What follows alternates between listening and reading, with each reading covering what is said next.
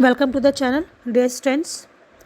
आज हम डिस्कस करने जा रहे हैं आपके क्लास 11 की बुक हॉर्नबिल का जो लास्ट यूनिट है सिल्क रोड, उसकी समरी डिस्कस करेंगे आज। और जो इसके बीच के चैप्टर्स छूटे हैं सो डोंट वरी, हम उसे भी डिस्कस कर लेंगे। मुझे ये लगा था पहले हमें ये डिस्कस कर लेना चाहिए। तो चलिए स्टार्ट करते हैं सिल्क रोड। इस चैप्टर में जो राइटर हैं वो जा रहे हैं कैलाश मानसरोवर की ट्रैवलिंग करने। पूरी स्टोरी इसी के आसपास घूमती है कि कैसे उन्होंने पहाड़ों को पार किया, कहाँ कहाँ स्टॉपेज लिए जाने के लिए। उन्होंने अपने दो फ्रेंड्स का सहारा लिया था, इसमें सैटन है और डेनियल है, और वो दोनों हेल्प करते हैं। एक उनका जो फ्रेंड है वो ड्राइविंग कर रहा है और दो लोग बैठे हुए थे। कुछ देर बाद एक जो फ्रेंड था वो छोड़ करके दो लोगों को कहीं और चला जाता है। तो चलो स्टार्ट करते हैं। मैं यहाँ पर राइटर है तो हम लोग यहाँ मैं के साथ में स्टोरी को कंटिन्यू करेंगे। जब मैंने रावू से लीविंग की, यानी कि रावू से जब मैं बाहर निकलने लगा, तो वहाँ पर जो एक लेडी थी जिसका नाम था लामो, उसने उसे क्योंकि डेनियल ने बताया था कि मैं कैलाश मानसरोवर की यात्रा में जा रहा हूँ, तो उसने मुझे एक गिफ्ट दिया। गिफ्ट में एक बढ़िया अच्छा सा कोट था वुलन, और वो पहनने के लिए मेरे था। तो मैंने उससे वो गिफ्ट लिया और वहाँ से हम लोग चल दिए। इसके पहले जो राइटर है, यानी कि जो जिसके लिए हम लोग मैं यूज़ कर रहे हैं, उन्होंने बताया था कि रावू की सुंदरता क्या थी, कैसे वहाँ पर सारी चीज़ें बहुत खूबसूरत लग रही थी। जब ये लोग निकलते हैं तो सैटन ड्राइविंग कर रहा था। सैटन कहता है कि आपका जो ये कोट है बहुत सुंदर लग रहा है, और हम लोग आगे निकल जाते हैं। जब ये आगे निकलते हैं तो इन्होंने देखा कि जो चांग तांग एरिया था उसको जब निकलते हैं, आगे बढ़ते हैं, तो वहाँ एक छोटा सा रास्ता था जो कैलाश पर्वत तक लगभग बहुत आराम से ले जाएगा। लेकिन जब वो उसके नज़दीक पहुँचे तो पता चला कि वहाँ बर्फ़ की तो बहुत ही भयंकर लेयर जमी हुई थी, और लग रहा था कि वहाँ और कुछ होगा ही नहीं। वहाँ पे थोड़े से उन्हें एक जगह जो घास फूस दिखी, चारागाह दिखा, वहाँ पर सिर्फ कुछ हिरन का झुंड दिखाई दिया, तो बाकी कुछ नहीं दिखाई दिया। जैसे ही ये लोग आगे बढ़े तो उन्होंने देखा कि वहाँ पर फिर से पहाड़ियाँ खूब ऊंची ऊंची से दिख रही हैं, और वहाँ कुछ पशुओं के अलावा और कोई इंसान तो वहाँ दिख ही नहीं रहा था। इसके आगे हम चले तो जो एक तरीके से खाना बदोश लोग होते हैं, हमने देखा कि वहाँ पर उनकी कुछ एक सोसाइटी थी, और वहाँ पर एक बहुत भारी सा तिब्बती कुत्ता था जिसे देख कर के हमें डर लगा।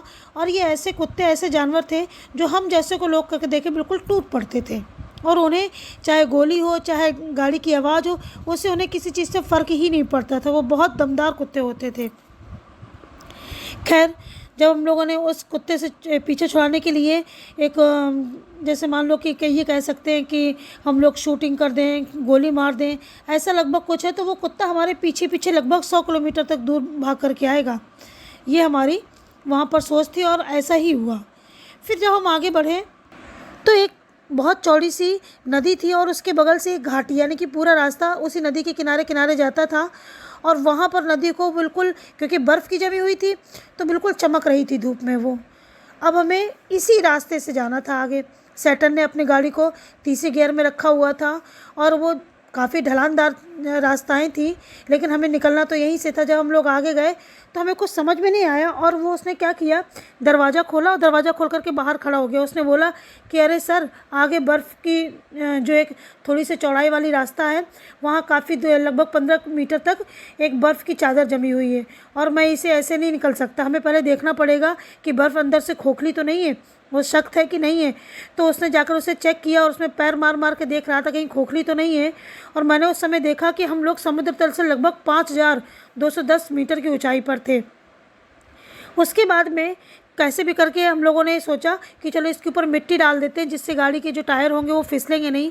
ऐसे करके हम लोग उसके आगे निकले। फिर सैटन ने कहा कि चलो एक बार और देख लेते हैं। फिर कुछ देर बाद हम आगे फिर रुक गए। क्यों? क्योंकि अब फिर से वहाँ पर कुछ प्रॉब्लम थी। प्रॉब्लम ये थी कि वहाँ फिर से बहुत चट्टानें थी, और चट्टानों की वजह से वो कहता है कि अब ये जो ढलानें बहुत खड़ी हैं, और यहाँ से मैं इतना ज़्यादा मोड़ लेकर के नहीं गाड़ी निकाल सकता, हमें थोड़ा बहुत घूम फिर के ही जाना पड़ेगा, यानी दूसरे रास्ते से घूम करके जाना पड़ेगा। लगभग थोड़ी दूर चलने पर हम लोगों ने एक जगह पर थोड़ा सा अपना स्टे लिया। स्टे लेने में हम लोगों ने वहाँ पर थोड़ा सा खाया पिया, नूडल्स खाए, जिससे कि थोड़ा सा हमें आराम मिले। और इतना करने के बाद हमें थोड़ी सी राहत भी मिली, क्योंकि हम लोग काफ़ी रास्ता चल चुके थे। इसके बाद में एक जगह थी होर, वहाँ पर हम पहुँच गए। जब वहाँ पहुँचे तो एक पूरब से पश्चिम की लगभग सड़क थी और ल्हासा से कश्मीर को जोड़ने वाला एक रास्ता था। वहाँ पर डैनियल ल्हासा वापस जा रहा था तो उसे एक टायर उस ट्रक में एक जगह मिल गई तो वहाँ से निकल गया और सैटर्न और मैंने उसे अलविदा कहा, यानी उसे बाय कहा। उसके बाद में फिर हम लोग आगे चलने लगे तो हम लोगों ने देखा कि वहाँ पर एक भी पेड़ पौधे इस तरीके का कोई नामो निशान ही नहीं था। और होगा क्यों? क्योंकि हम लगभग ऐसे जगह पे पहुँच गए थे जहाँ वेजिटेशन का होना संभव नहीं था, यानी कि हम लोग मानसरोवर झील के आसपास ही थे कहीं। और मानसरोवर झील को कहते हैं कि सिंधु, गंगा, सतलज और ब्रह्मपुत्र जो ऐसी नदियाँ हैं, इन सब का जो ओरिजिन प्लेस है वो यही है। इसके बाद में हम लोग आगे बढ़े और मैं बहुत ज़्यादा एक्साइटेड था कि चलो हम मानसरोवर झील को बहुत जल्दी ही देखने वाले हैं। तभी हम लोग आगे बढ़े और एक छोटा सा कैफ़े था तो सेटर ने मुझसे कहा कि सर आप थोड़ी देर चाय कॉफ़ी पी लीजिए और मैं कुछ देर बाद आगे कंटिन्यू करता हूँ। तो मैं जाकर के बैठ गया। वहाँ पर जो कैफ़े था वहाँ पर बहुत ज़्यादा भीड़ भाड़ नहीं थी, लेकिन मैंने बहुत सारी चीज़ें, बहुत सारे रिपोर्ट्स पढ़ी थी कि भाई वहाँ पर ऐसे टाइम में लोग दिखते हैं, वहाँ पर भीड़ दिखती है, लेकिन मुझे ऐसा कुछ नहीं दिखाई दिया था। और तो और एक जापानी भिक्षु था जिसका नाम था एकाई कवागुची। उसने 1900 में यहाँ की यात्रा की थी और यहाँ की पवित्रता को, सुंदरता को देख करके वो तो बहुत ज़्यादा भावुक हो गया था। इसी तरीके से स्वीडन के जो स्वेन हेडन थे उन्होंने भी ऐसी ही अपनी भावुकता को दर्शाया था। तो ये जो इन्होंने रीडिंग की है वो से बता रहे हैं वो।